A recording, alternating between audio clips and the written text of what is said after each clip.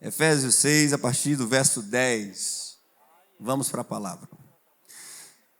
Quanto ao mais, sejam fortalecidos no Senhor e na força do seu poder. Revesti-vos de toda a armadura de Deus, para poderdes ficar firmes contra as ciladas de Satanás. Porque a nossa luta não é contra sangue, a nossa luta não é contra carne, mas contra principados, contra potestades, contra dominadores deste mundo tenebroso, contra as forças espirituais do mal nas regiões celestiais. Portanto, tomai a armadura de Deus, para que possas resistir o dia mau, e depois de teres vencido tudo, permanecer inabalável. Estai, pois, firmes, cingindo-vos com a verdade e vestindo-vos com a couraça da justiça. Calcem os pés com a preparação do evangelho da paz, embaraçando sempre o escudo da fé, com o qual podereis apagar todos os dardos inflamados do maligno. Tomai também o capacete da salvação e a espada do Espírito, que é a palavra de Deus, com toda oração, com toda súplica, orando em todo tempo no Espírito, para isto vigiando com toda perseverança e súplica por todos os santos, e também por mim, diz o apóstolo Paulo, para que seja dada no abrir da minha boca a palavra, para que com intrepidez fazer conhecido o ministério do evangelho, pelo qual eu, Paulo, sou embaixador em cadeias, para que em Cristo seja ousado para falar, como me cumpre a fazer. Feche seus olhos, vamos orar. Pai, eis a tua palavra, ela é viva, ela é poderosa, e eu creio, Deus, que essa noite nós começamos um passo muito importante na vida da igreja, da comunidade das nações Maraponga, mas também na vida de cada um de nós individualmente, Senhor. Há tantas chaves a serem viradas aqui, através dessa série, algumas mentiras para serem desconstruídas e muitas verdades a serem entregues ao teu povo, verdades que os libertarão de todo julgo, Pai, de todo medo. É o que nós te pedimos. Conduz todas as ministrações no poder e na unção do teu Espírito Santo. Eu oro em nome do Senhor Jesus. Me ajuda aí, querido, diga amém. Celebre o Senhor. Por que o apóstolo Paulo usa a metáfora armadura de Deus? Por quê? Antes de entrar, eu quero te dizer que hoje nós nem vamos entrar nos itens da armadura de Deus, que não vai dar tempo. Nós vamos fazer aqui, a primeira ministração vai ser para criar a estrutura sobre a qual o nosso prédio vai subir. Você vai perceber que não vai dar tempo a gente entrar nos itens. A partir da próxima quinta-feira, eu vou entrar em cada item da armadura de Deus. Por que o apóstolo Paulo fala da metáfora armadura de Deus? A armadura remete à guerra. Armadura, coloca-se armadura quando a gente vai guerrear. Então, eu quero que você entenda que há um aspecto da vida humana que é guerra. Eu não quero que você viva alucinado, neurótico, nem com medo, nem olhando tudo a partir desse prisma, mas existe uma guerra e ela é espiritual. O tempo inteiro ela acontece. Uma das razões de nós ministrarmos sobre esse tema é porque muita gente tem medo, e nós vamos mostrar por que você não tem que ter medo. Mas existe um aspecto da vida humana que traz consigo esse aspecto de guerra, de guerrear. E nisso eu quero te dizer, é impossível uma posição de neutralidade sobre esse assunto, guerra espiritual. É impossível. Não, pastor, estou fora dessa guerra. É impossível. Porque quando você se posiciona em Deus, você tomou um lado. Quando você não está em Deus, eu sei que você não gostaria de ouvir isso, mas é a verdade o que a Bíblia ensina, você está do outro lado. Não existe neutralidade, não existe. Não vou guerrear essa guerra. Existe uma guerra entre as forças do mal, e o diabo é o grande vilão aqui, e existe um outro lado, é um exército comandado por Jesus Cristo, feito a partir dos seus filhos. Quantos entendem o que eu estou falando? Essa é a guerra, é sobre isso que eu quero falar. Por que armadura? Porque nós estamos em guerra. Ninguém vai para a batalha sem a armadura. Ninguém vai para a guerra sem estar devidamente equipado. Existe então uma natureza caída a partir de Adão. E existe uma natureza em constante transformação a partir de Cristo Jesus. Por que eu estou sendo tão enfático? Porque a obra na minha vida, a obra na sua vida não terminou.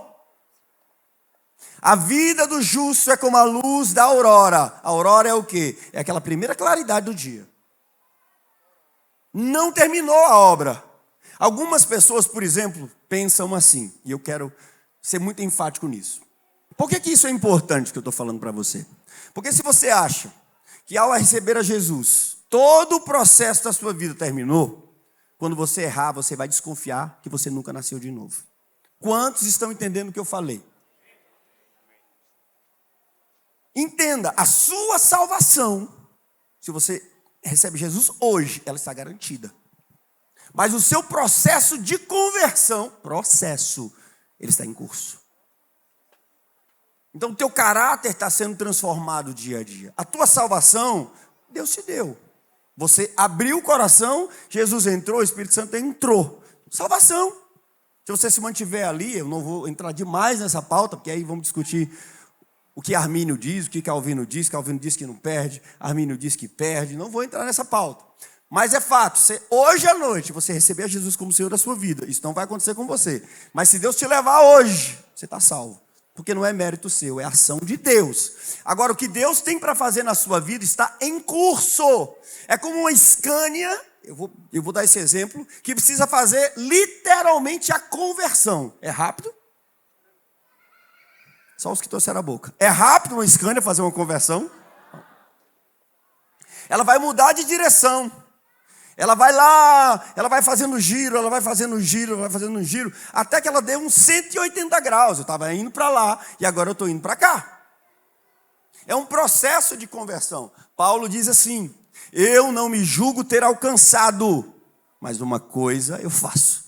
Eu não retrocedo, eu não olho para trás, eu não volto, eu prossigo, eu continuo andando. E Deus vai aperfeiçoando, e eu volto para o texto e te digo: a tua luz da aurora vai se tornar dia perfeito. Me ajuda aí em nome de Jesus, Deus vai concluir. Então a guerra é entre aqueles que não conheceram a Deus ou não o receberam ainda, e aqueles que estão num processo de transformação. Você está comigo aí? Amém? Os que estão em Cristo.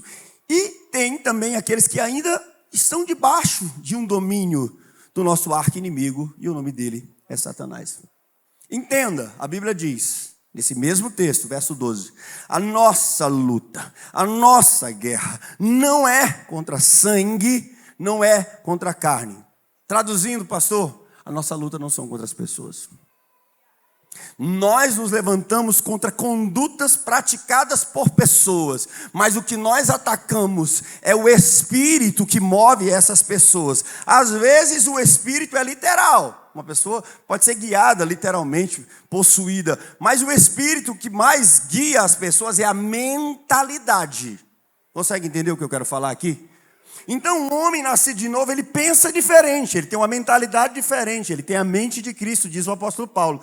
Alguém que não nasceu de novo, o evangelho para ele ainda é loucura. Não faz sentido, é conto de fada. Parece bonito, mas não tem sentido. Alguém poderoso vir morrer por mim, que sou uma pessoa, entre aspas, sem valor nenhum. Um carpinteiro, por que ele não veio como já um guerreiro? É o que Israel esperava, inclusive. Então isso precisa ficar muito claro para nós. A nossa guerra não são contra pessoas. É claro que o inimigo usa de pessoas, na mente das pessoas. Elas não ficam em transe. Olhe para mim, via de regra elas não estão em transe. Elas acreditam que aquela é a verdade. Só que essa verdade, pseudo-verdade, vou usar outra palavra, até porque está gravando, colide com a verdade do evangelho. E é um filtro. Você está aí, jovem? Até você está aí. Eu vou para o lado de lá.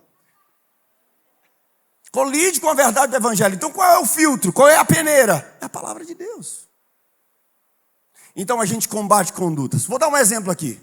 Pauta do aborto. Combatemos, porque a Bíblia é posicionada sobre isso. Salmo 139, a vida humana não é uma decisão do homem, mas um sonho de Deus, gerado aonde? Na eternidade e na soberania de Deus. Deus usa dos seus pais para que você venha, mas você gera plano divino. Então, quando a gente combate a pauta do aborto, não é contra A, não é contra B, mas contra uma mentalidade que guia o discurso, que guia as ações desse grupo de pessoas ou dessa pessoa em específico.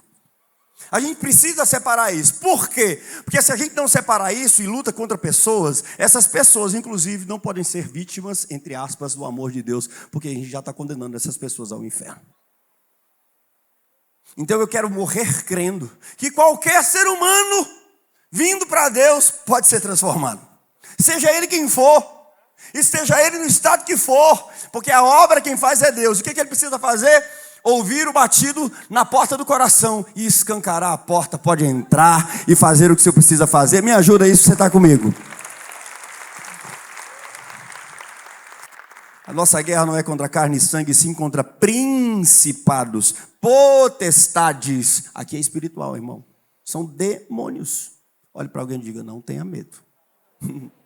São demônios.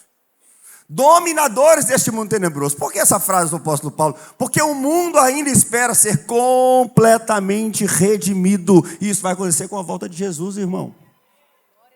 A natureza vai ser restaurada com a volta de Jesus. Até lá, nós estamos preparando o caminho, nós estamos anunciando o evangelho, nós estamos vivendo o evangelho, nós estamos saqueando o inferno e povoando o céu, a eternidade, ao evangelizar as pessoas e as pessoas terem um encontro com Jesus. Mas a obra completa quem faz? É o próprio Cristo, ao voltar e dar um reboot de fábrica e tornar as coisas como foram no começo, no início. Nossos reais inimigos são principados, nossos reais inimigos são potestades. Eu teria aqui N exemplos para te dar, N testemunhos para te dar. Pessoas que eu vi, uma pessoa em específico esses dias, diz assim, pastor, quando eu tomei uma decisão por Cristo, e eu comecei a andar na igreja, eu comecei a viver a realidade do corpo de Cristo. Era incrível. Testemunho dele, claro, não vou citar nome. E ele dizia assim, eu vivia enfesado e com raiva. Eu vivia impaciente. Eu vivia querendo brigar. E eu disse, você entendeu que era espiritual, né? Entendi. Então a nossa guerra é espiritual, irmão. Claro, tem desdobramentos físicos. Claro, tem desdobramentos humanos. Claro que tem.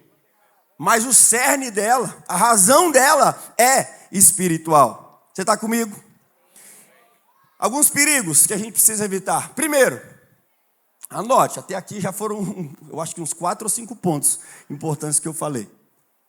Primeira coisa que eu quero que você guarde, você continue anotando, aliás, não subestime Satanás. Não subestime o seu inimigo.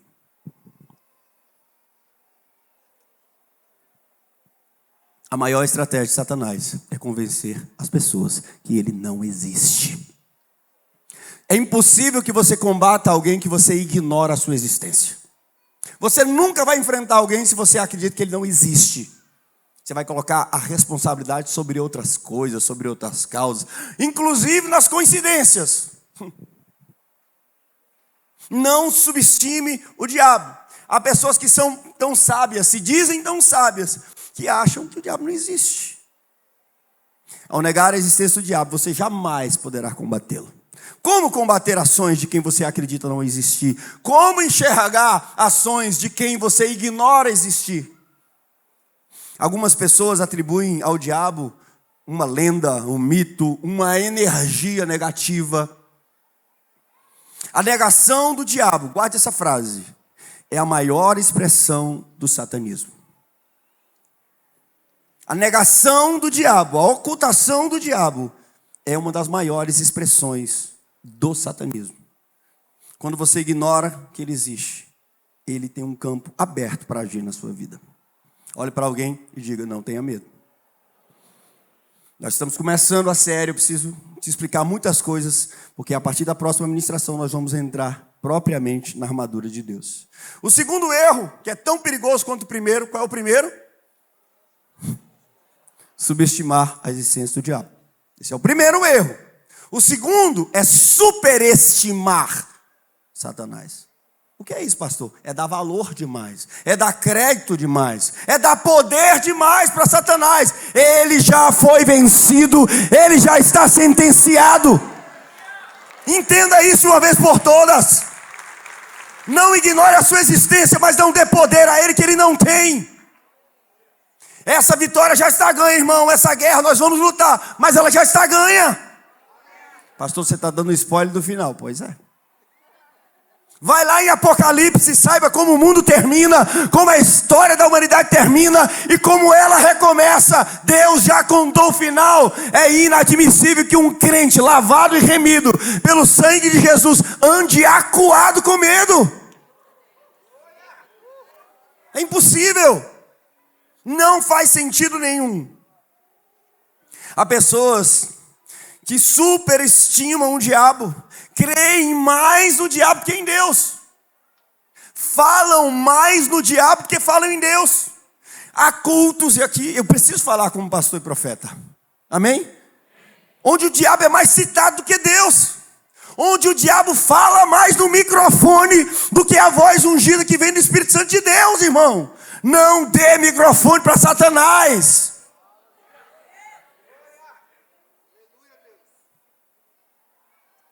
É incrível isso, gente. Eu quero lá saber qual é o seu nome. Expulsa logo e pronto. Existem alguns ambientes onde o diabo tem todos os holofotes.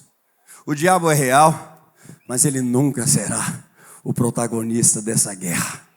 Deus está vencendo todas as batalhas. Deus está ganhando de goleada, irmão. Me ajuda aí em nome de Jesus. Ele nunca será o protagonista dessa história. Mais um ensinamento que eu quero trazer para você. Não transfira para o diabo a responsabilidade por aquilo que você não decide na sua vida. Tem um espírito de adultério sobre mim. Não, tem falta de caráter da sua parte, falta de decisão da sua parte. Como é esse espírito? Você entra em transe e não sabe quando você vai para um motel trair a sua esposa ou seu esposo? Como é? Você fica totalmente dominado, você não sabe o que está fazendo. Não, irmão, está no poder da decisão. Está no poder de se manter completamente dependente do Espírito Santo de Deus. O diabo pode até incitar você. O diabo pode até inflamar você. Mas a decisão é sua, meu querido, minha querida. É sua. Ninguém é carregado para esse tipo de pecado, levado literalmente, conduzido, levado pela mão, vamos aqui. Senão pelo poder da sua própria decisão. Eu já disse isso aqui inúmeras vezes. Eu gostaria de não ter esse testemunho, mas eu digo para você, quando se falava de Deus, num tempo que eu estava morto espiritualmente, dizia assim, vamos mudar de assunto.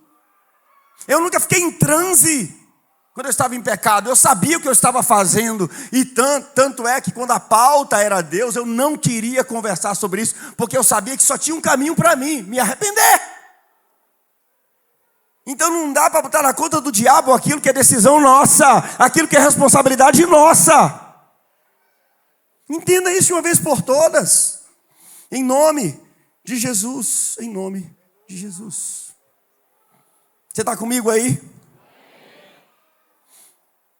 Vamos para frente. Nós sabemos que o diabo é real. Você está comigo até aqui? Mas nós sabemos que ele não é protagonista. Nós não subestimamos o inimigo, mas nós não superestimamos o nosso inimigo. A partir de agora, eu vou te dar alguns discernimentos contra quem você está guerreando, algumas características dessa pessoa que nós estamos guerreando. É importante você discernir isso. Aquilo que realmente é necessário. Efésios 6, 11 e 12 diz que o diabo, mesmo não sendo onipresente, repita comigo, ele não é onipresente. Repita comigo, ele não está em todos os lugares. Quando ele foi conversar com Deus para acusar Jó, Deus falou para ele, de onde você vem? Ele disse, eu estou rodeando a terra. Eu estou passeando pela terra. É o que ele faz o tempo todo. Ele não é onipresente. Segundo, ele não é onisciente. O que significa isso, pastor? Ele não sabe aquilo que você pensa.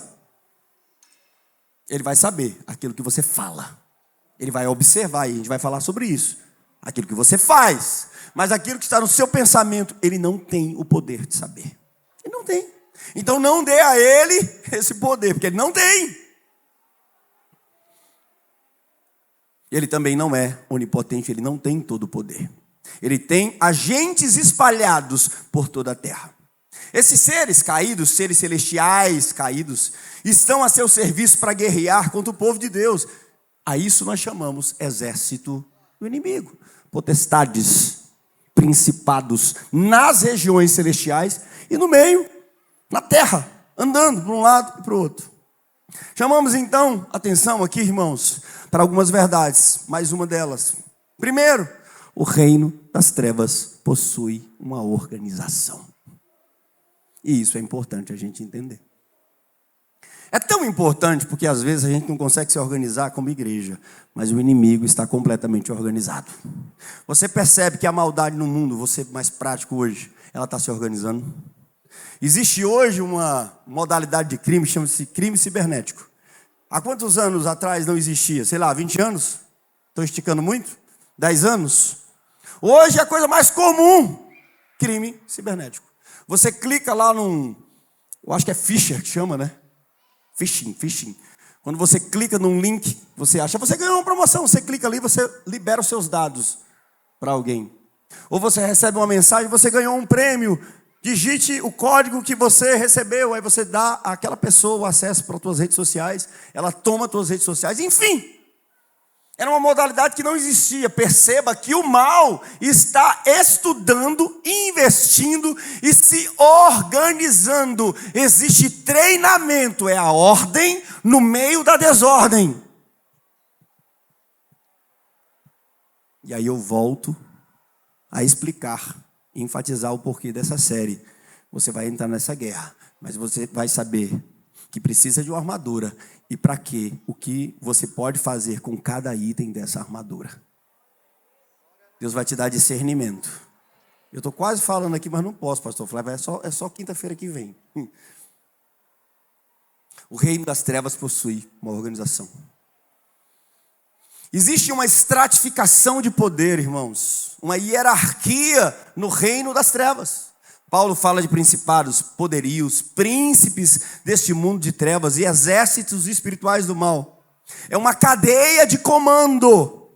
Existem cabeças, existem subalternos, existem líderes e liderados. Existe quem manda e existe quem obedece. Tudo isso no reino das trevas. O reino das trevas articula-se contra a igreja. Qual é a grande ideia? Qual é o grande objetivo? Guerrear contra a igreja. Guerrear contra a igreja. Criar dissensões na igreja. Criar facções na igreja. Por isso, irmão, olhe para mim. Eu combato sim o adultério aqui. Você está comigo? Você tem acompanhado isso? Mas eu preciso combater a fofoca e a maledicência, porque ela é uma arma perigosa que Satanás faz e muita gente ignora. Tem gente crente mesmo, homem de Deus mesmo, mas não consegue controlar a sua língua. Satanás está usando você. A guerra é sutil, irmão. A guerra é nos detalhes, irmão. Um muro não cai de uma vez, ele racha primeiro. Existem infiltrações que começam com gotinhas de água, até que aquele muro, no tempo certo, venha ao chão completamente. Nós precisamos discernir com os olhos espirituais e repudiar e combater qualquer cilada de Satanás. Você está feliz ainda de estar aqui essa quinta-feira? Que estratégia o diabo usa? Muitas. O diabo e seus demônios rodeiam a terra e ficam em observação. Eles investigam a nossa vida, eu já falei isso muitas vezes. Ele não vai oferecer ao cicrano aquilo que não é a área de fragilidade dele, irmão. Não vai oferecer. Ele não vai oferecer para alguém que não gosta de bebida, por exemplo, que é uma porta para outras coisas. Uma cerveja gelada, porque não bebo. Traduzindo, O diabo se especializa em estudar você, cada passo que você dá, quais são as suas vulnerabilidades, e ele vai te oferecer um prato muito cheio de tudo que você gosta, de tudo que a sua carne gosta, de tudo que a sua carne deseja.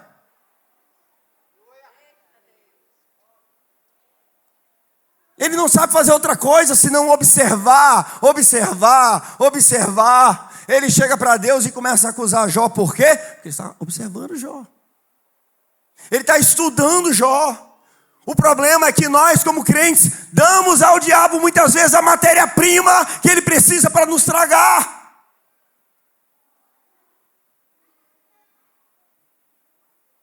Diga misericórdia. Eu sei que ele fica observando os meus passos, esperando. Uma vez o bispo pregou, e é verdade, uma parte dessa guerra é uma guerra de argumentos. Jesus está agora, à destra do Pai, à direita, por isso que eu ando muito para a direita, irmã. À destra do Pai, do lado do Pai. Fazendo o que, pastor? Intersecção entre o céu e a terra. Intercedendo. O diabo está exatamente agora lá. A Bíblia me permite te dizer isso. O Flávio pensou isso. Não, você não tem como ler os pensamentos. Mas ele falou isso. O Flávio hoje tratou fulano assim. O Flávio estava irado hoje com isso aqui. Jesus está dizendo, eu o perdoei. Ele é uma nova criatura. Ele está num processo de transformação. A guerra de argumentos. Ele quer levar, e Jesus está lá, mostrando quem nós somos de verdade. Ele está tentando nos desqualificar a identidade, e Jesus está reafirmando quem nós somos de verdade. Quando Daniel estava orando, irmãos, a mensagem vinha através de um anjo, e um príncipe, uma potestade da Pérsia, segurou a resposta. E quando ele chegou até Daniel, a resposta, aquele anjo disse a ele, um príncipe, uma potestade tentou me parar, Daniel. Mas eu vim trazer a resposta de oração que você tanto buscou. E ele disse mais, você é muito amado no céu. Sabe o que está acontecendo agora? Deus está falando sobre você lá. O inimigo está te acusando, mas Jesus está te dizendo quem você é de verdade para Deus. Me ajuda aí, comunidade das nações. A guerra está em curso.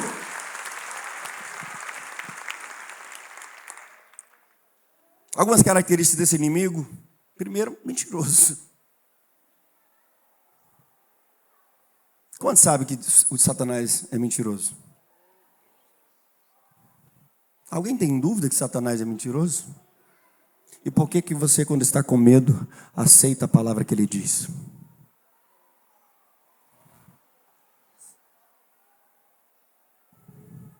Por que eu me esforço aqui para ser um instrumento de Deus na sua vida?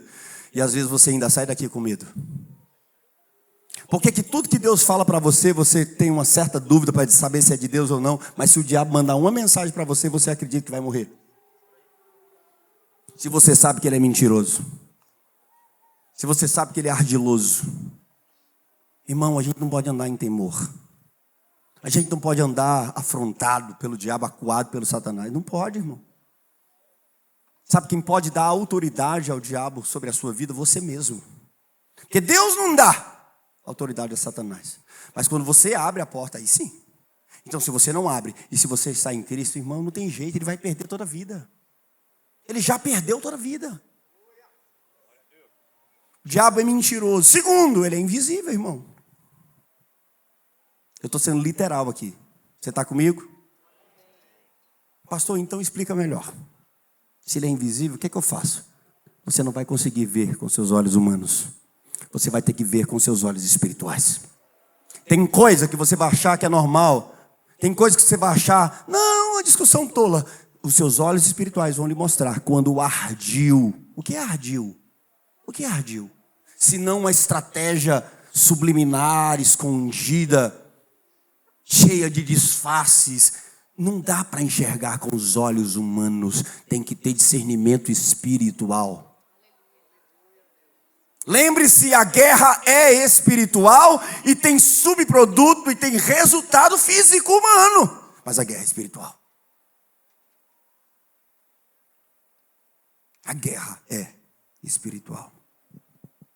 Via de regra, você não vê aos olhos nus, mas você precisa de um discernimento espiritual, você precisa estar com seus olhos abertos. A Bíblia diz que ele é como um leão que ruge ao derredor. A figura do leão aqui é porque é imponente, ele quer parecer todo poderoso, irmão.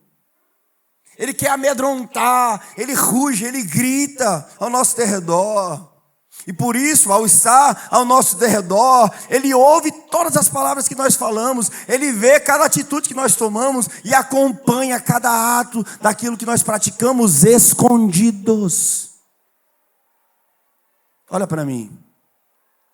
A partir de hoje, irmão, deixa eu me incluir. Nós não vamos dar matéria-prima para o diabo usar contra nós. Me ajuda aí em nome de Jesus. Chega! Chega! Não dá para combater esse inimigo com armas carnais. Pode malhar, irmão, mas não para lutar contra Satanás. Malhe pela sua saúde. Você pode ser do tamanho que for. Você vai guerrear contra ele de joelhos, orando e cheio do Espírito Santo de Deus. Como ele teme um homem e uma mulher cheia do Espírito Santo de Deus.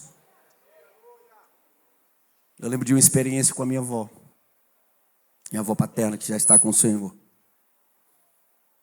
E havia uma pessoa no bairro que era conhecida por obras, trabalhos feitos. E pessoas visitavam ela sempre, as mais diversas pessoas. E um dia falaram sobre a minha avó, uma mulher simples, estudou muito pouco, talvez até o 4º ano. Amava andar descalça na casa, na cozinha. Uma mulher que foi filha de pescadores na Barra do Ceará. Morreu aos 84 anos, mais ou menos. Mas uma mulher que amava a Deus e amava a palavra de Deus. Tinha muitos defeitos, irmãos, como eu e como você. Mas amava muito a Deus. E ao perguntar sobre ela para essa mulher, a mulher disse: lá eu não vou não. Porque o diabo sabe e conhece quem de fato são os filhos de Deus. Sabe que ele já foi sentenciado, sabe que ele já perdeu. Ele teme homens e mulheres que têm o hábito de orar, de conversar com Deus, de forjar o seu caráter em Cristo Jesus. Lembra quando eu disse que o diabo é mentiroso? Lembra? Então não replique o diabo. Pare de mentir. Você quer progresso na sua vida espiritual, irmão? Para de mentir. Tem gente que tem a cultura da mentira. É uma cultura enraizada. E parece que isso não é nada demais. É sim. Está na hora de você ser transparente. Está na hora de você ser claro. Está na hora de você ter uma palavra só. Chega de mentira. Não pude ir, me desorganizei, perdi o horário. Me perdoa? Não, é porque eu estava no compromisso. Estava não, dormiu. Mas pastor, mentira desse tamanho, que abre precedente para outras.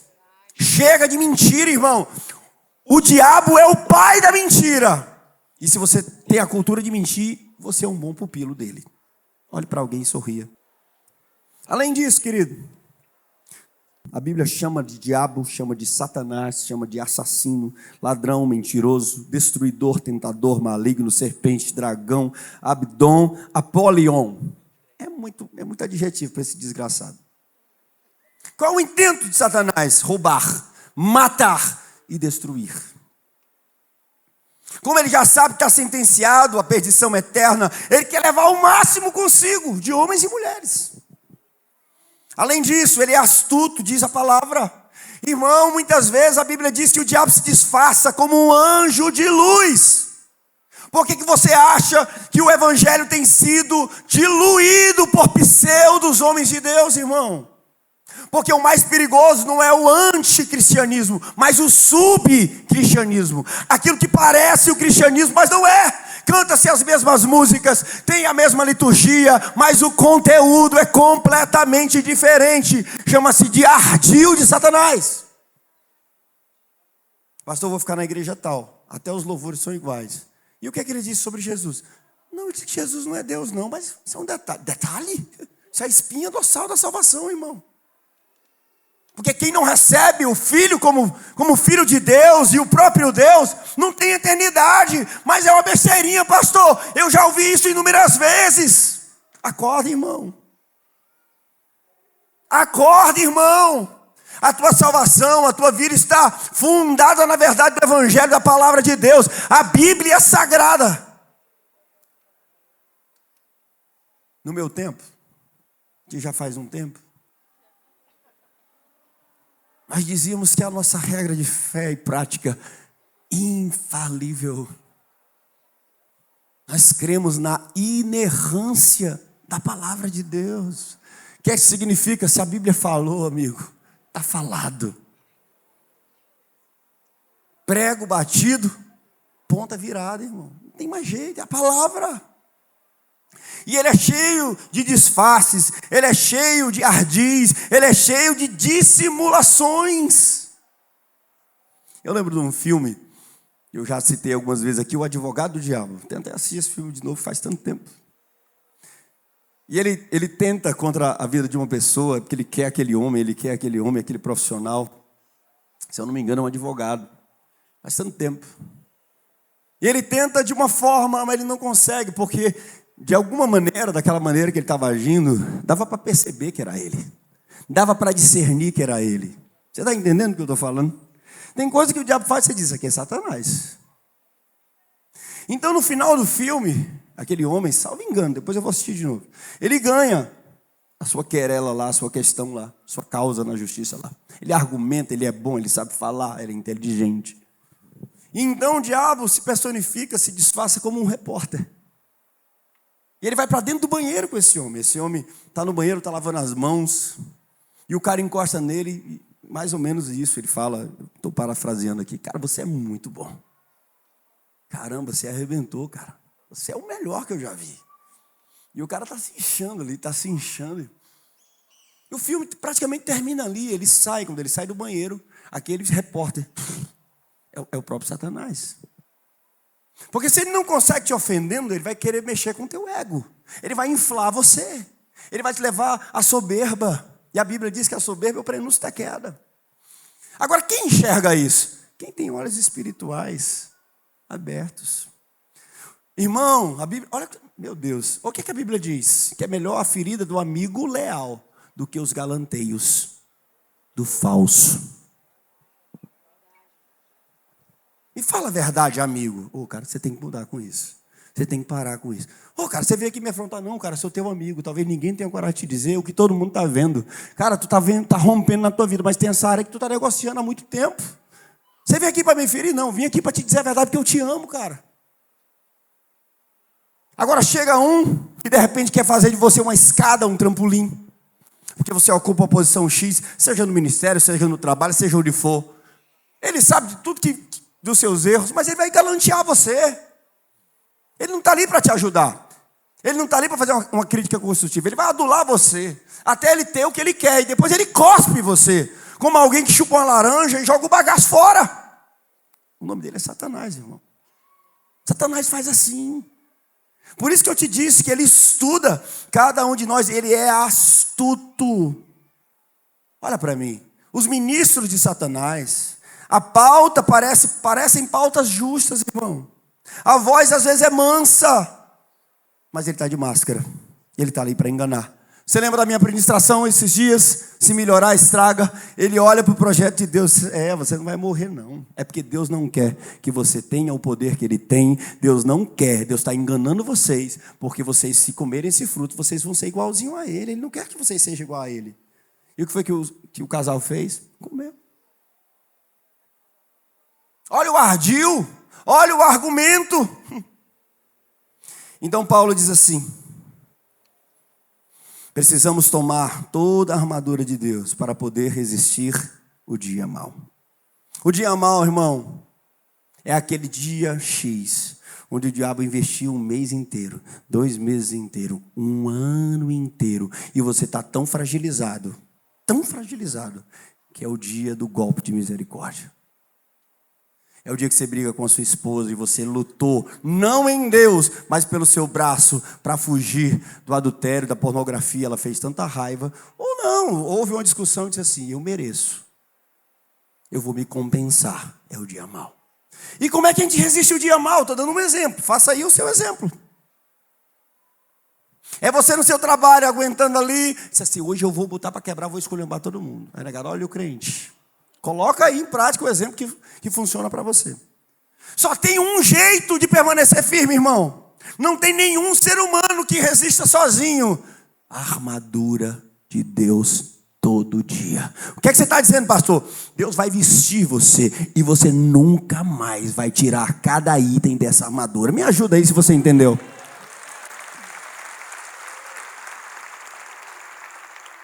É o dia crítico da tentação, é o dia mau. É a constante insistência de Satanás, a constante insistência de Satanás. Eu lembro um dia conversando com o bispo Fabrício, ele disse assim: eu vi grandes homens caírem, rotinas cansativas, eram coisas tolas, eles estavam tão cansados que eles se convenciam de que precisavam se compensar. Irmão, olha para mim. A maioria dos processos de queda de gente que é viciado em droga acontece exatamente assim. Tem 2 anos, vou só provar. Tem 3 anos, eu mereço, eu vou só provar, não vou cair mais não. Faz sentido o que eu estou falando, irmão? Olha para mim. Não baixa a guarda. Mantém a guarda alta. Continua orando em todo o tempo. Súplica em todo o tempo, diz o texto que nós lemos aqui. A guerra é incessante. Para que podeis resistir o dia mau. Perceba que a advertência de Paulo é constante. O uso da armadura é constante, é diário. Exatamente porque não sabemos o dia do maior ataque. Nós não sabemos. Eu lembro que minha esposa sabe disso. Eu lembro que eu passei 1 ano com essa área da minha vida fechada, que era essa questão de adultério. Mas eu não estava em Deus. Mas eu não estava em Deus. Lá vai eu para o lado esquerdo. Mas eu não estava em Deus. Era um homem, um ser humano, que tinha decidido, por birra, por orgulho. Não caiu mais não. Durou 1 ano, irmão, durou muito. Até um dia que nós fomos para um final de semana, eu não estava curado, ela não estava curada. E onde eu olhava, ela: tem alguma mulher ali que tu está olhando. Tem outra mulher ali que tu está olhando. De tanta coisa assim, eu disse assim: quando eu voltar, menino, eu vou chutar o balde. Por quê? Porque eu não estava em Deus, irmão. E não se ganha esse tipo de guerra com armas carnais e no braço. Quando eu voltei para Jesus, quando nós voltamos para Jesus, eu entendi a ferida e o tamanho da dor que é trair ou ser traído. Eu entendi que trair a minha esposa era quebrar primeiro uma aliança com o meu Deus, com o meu Senhor. Era colocar sobre Jesus jugos, mais pecados para ele carregar. Jesus, esse ano tem mais 250 pecados para você levar sobre os seus ombros. Eu sei que eu não posso, eu sei que você não pode, mas eu me movo hoje pelo desejo de atenuar a dor de Cristo. Se depender de mim, Senhor, são poucos pecados que você vai levar. Não é para não ir para o inferno, porque Ele comprou a minha salvação e a minha vida. Mas eu amo tanto a Ele, que eu tenho vergonha de amontoar pecado sobre os seus ombros. Você consegue entender o que eu estou dizendo? Eu não sei se eu estou conseguindo me exprimir aqui. São motivações diferentes, irmão. Eu não me movo pelo medo. É o amor a Deus. E quando a gente ama a Deus, irmãos, eu vou ser mais específico nessa área que eu acabei de falar. O amor do casamento é completamente restaurado e curado. Fica melhor do que quando a gente se conheceu. Por que eu insisto tanto com casamentos? Porque eu vivi isso pela misericórdia de Deus. É possível, é real. Acredita, baixa a guarda, deixa Deus fazer e peleja com armas espirituais. Me ajuda aí, em nome do Senhor Jesus.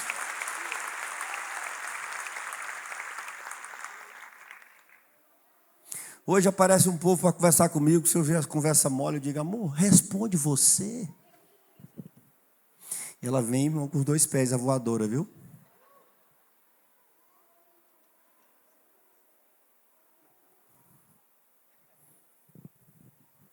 Dê um sorriso para alguém, ficou tenso. Grilos temos aqui. Discernimos o nosso inimigo, amém? Só 2, amém? Discernirmos o nosso inimigo, amém? Mas eu não vou terminar esse culto falando de Satanás. Agora eu vou te falar quem está do outro lado.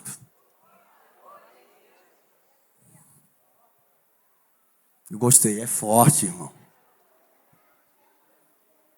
A guerra tem 2 lados, irmão. Eu já falei sobre o perdedor. Nós não subestimamos nem superestimamos Satanás. Mas do outro lado, existe um exército chefiado, guerreado, pelo próprio Jesus. Se o primeiro Adão falhou, no segundo Adão, toda a natureza humana será redimida e restaurada.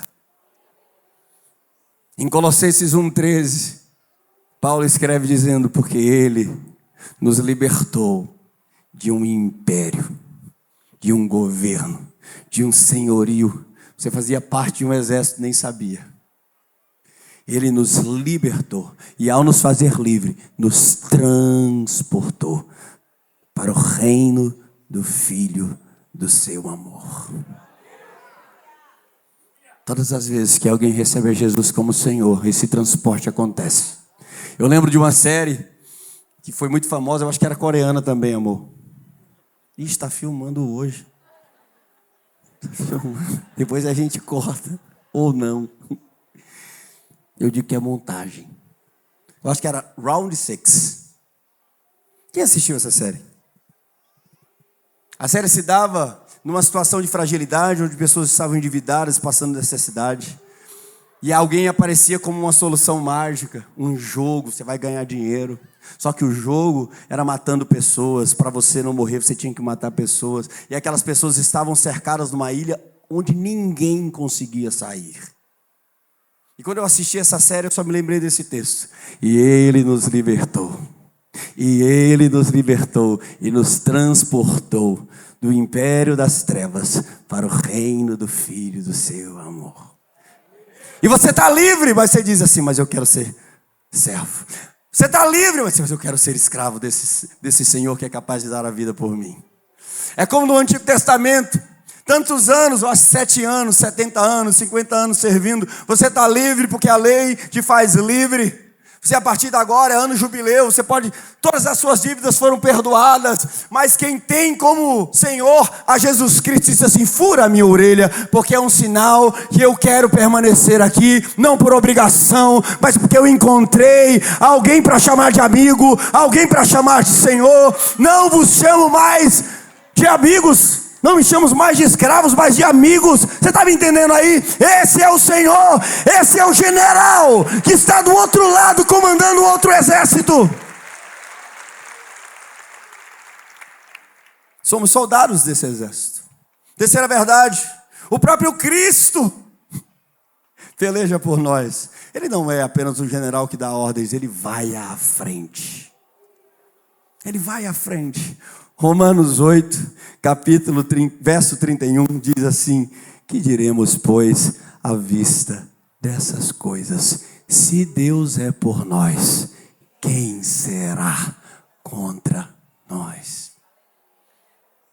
A gente já entrou na vantagem.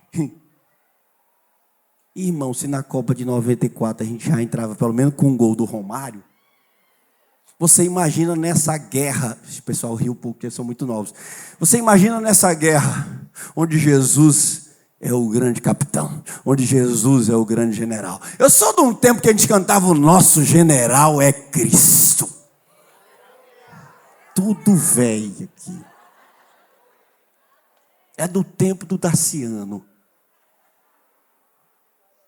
O próprio Cristo peleja por nós. Se Deus é por nós, quem será contra nós? O verso 33 do mesmo capítulo diz, quem intentará acusação contra os eleitos, os escolhidos de Deus? Deus é quem os justifica.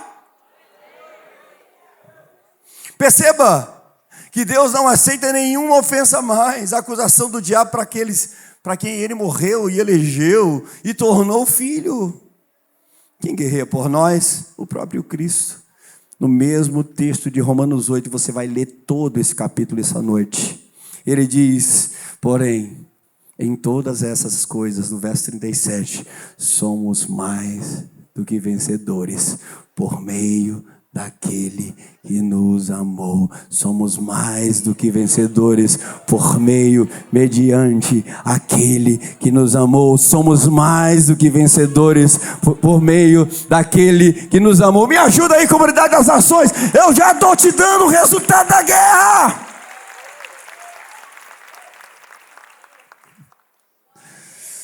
Agora a razão é o que mais mexe comigo. Que eu sou vencedor, eu sei, porque ele peleja por mim. Mas a razão pela qual ele entra em guerra é o que mais constrange o meu coração. Por meio daquele que nos amou. Talvez amar o Flávio hoje seja fácil. Talvez amar você hoje, limbinho, seja fácil. Cadê o tecladista? Quando eu encher os olhos d'água, você vem. Talvez amar você como você está hoje seja mais fácil. Você está cheiroso, irmão. Você não está mais lá apacentando porcos como o filho pródigo. Mas Paulo escreve em Romanos dizendo: ele nos amou quando nós éramos ainda inimigos de Deus.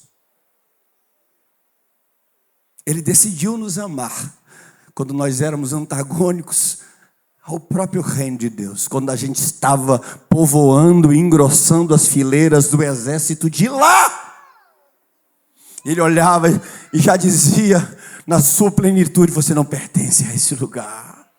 Você está vestindo a armadura errada. Você está sendo chamado e chefiado por um general que só quer, na verdade, a sua vida. Mas eu vim para doar a vida por você. Eu vou te arrancar desse lugar. Um dia os teus olhos serão abertos. Talvez amar cada um de nós hoje, como estamos, seja mais fácil. Eu lembro de uma moça que ela tinha dificuldade de entender o conceito da graça. E ela falou para mim isso na maior sinceridade. E eu entendi o que ela quis dizer. Ela nunca havia caído, irmão. Ela havia nascido num lar evangélico cristão, onde os seus pais amavam a Deus, e ela aprendeu a amar a Deus desde que ela aprendeu as primeiras palavras. E quando a gente falava sobre a graça de Deus, parecia algo tão distante, porque é como se ela merecesse. Até um dia que ela falhou, e ela não conseguia se perdoar, irmãos. E eu disse: você entendeu a graça agora? Ele te recebe e decide esquecer, e decide lançar no mar do esquecimento tudo que ele teria para usar contra você.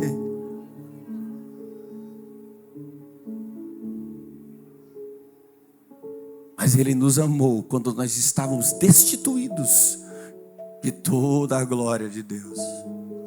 Uma coisa que o pecado faz é deturpar quem nós somos. Tira as nossas feições. É incrível, irmãos, porque pessoas olhavam para mim e diziam: não é mais o Flávio, ele morreu. E eu estava ali, o olhar era diferente, a postura era diferente.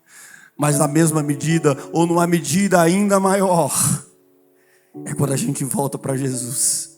E as pessoas olham e dizem assim: tem algo diferente com você. Existe uma leveza quando você chega. A sua postura é outra, seu olhar é de pureza. Porque onde abundou o pecado, superabundou a graça.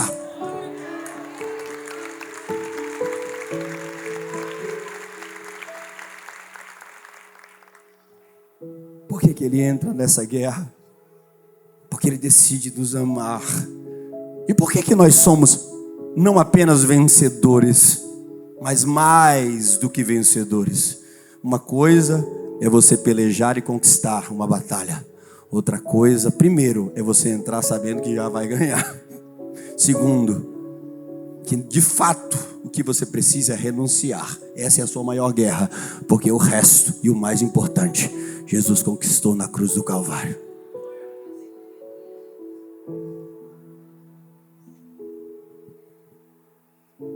A Bíblia diz: quem tentará acusação contra os eleitos de Deus? E eu quero agora para a parte B. Deus é quem os justifica. Deixa eu te explicar exatamente o que significa uma doutrina cristã chamada de justificação. Tornar justo o que não era justo. Tornar limpo o que não era limpo. Justificar não significa foi por causa disso, foi por causa daquilo. Eu assumo todos os erros que ele cometeu. Eu pago o preço por todos os erros que ele cometeu. Ele cometeu sim, ele não tinha razão para cometer sim, mas eu sento na cadeira do réu por ele, e toda a sentença que estava sobre a vida dele eu carrego, diz o Senhor Jesus. Sim, ele é culpado, eu pago a dívida e ele vai ser livre a partir de agora. Justificar, tornar justo.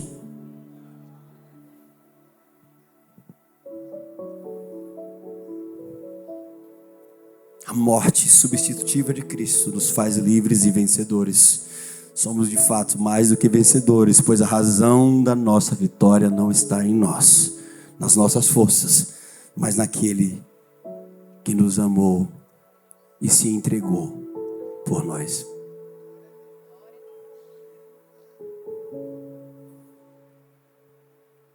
Irmãos, eu não conseguia falar de Jesus 5 minutos em 2010, em agosto, porque todas as vezes que eu começava a falar de Deus, vinha um turbilhão dentro de mim, e era uma mistura de pensamentos e sentimentos que explodiam dentro de mim, e eu dizia: como você pode acreditar em mim mais uma vez? Como você pode me amar nesse nível, se nem eu consigo acreditar? Eu lembro do meu pai, já mais experiente, um teólogozão, um pastorzão, e dizia: Flávio, calma, vai aquietar. Eu disse: pai, já são 14 anos, e o turbilhão nunca parou.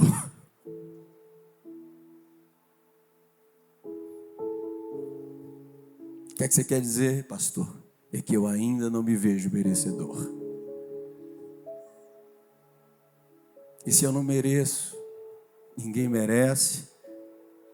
E se ele me amou, aquela porcariazinha, talvez ele tenha mais motivos para amar você. Porque nós somos igualzinho, irmão. Igualzinho. Se tem uma coisa que alegra o meu coração, quando eu entro no Instagram e alguém me manda uma mensagem em inbox, é: o teu testemunho é tão parecido com o meu. O que tu enfrentou foi tão parecido com o que eu estou enfrentando. E eu estou vendo na tua vida que Deus pode fazer. Eu decido crer e eu quero permitir que Deus faça. Eu me recuso a viver um personagem, irmãos, infalível, super-herói, ou profeta, ou apóstolo. Eu sou mais um daqueles que o mundo desprezou e Deus disse: pois eu quero você, pois eu escolho você, pois eu morro por você, eu pago o preço por você. Quando pessoas achavam que não tinha mais valor nenhum. A maior ofensa do diabo com a humanidade chama-se morte. O general do outro lado venceu a morte e desfez todas as obras do diabo. Aliás, ele disse aos seus discípulos: eu vim desfazer todas as obras do diabo. Em Apocalipse 1:18, ele diz: eu sou aquele que vive. Eu estive morto, mas agora eu estou vivo para todo sempre. E eu tenho em minhas mãos a chave da morte e as chaves do inferno. Pedro estava fazendo o seu primeiro sermão, isso está registrado em Atos capítulo 2, verso 24, e ele afirma: mas Deus, o Pai, o ressuscitou dos mortos, rompendo os laços da morte, porque era impossível que a morte o retivesse. O maior resultado da obra do diabo é a morte física e eterna. Jesus venceu a morte. Mulheres procuraram o corpo de Jesus um domingo de manhã. Havia um anjo ali postado à frente. Quando elas entraram no túmulo, atemorizadas, não encontraram o corpo de Jesus. A mensagem do anjo foi: porque vocês procuram entre os mortos aquele que vive? Jesus ressuscitou.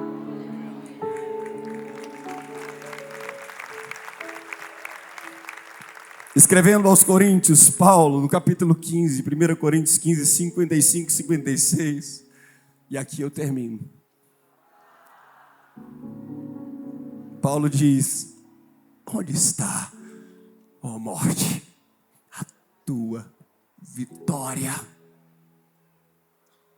Onde está, ó morte, o teu aguilhão? O aguilhão do pecado é a morte. O aguilhão da morte é o pecado. E a força do pecado é a lei. Mas graças a Deus que nos dá a vitória em Cristo. Mas graças a Deus que nos dá a vitória em Cristo.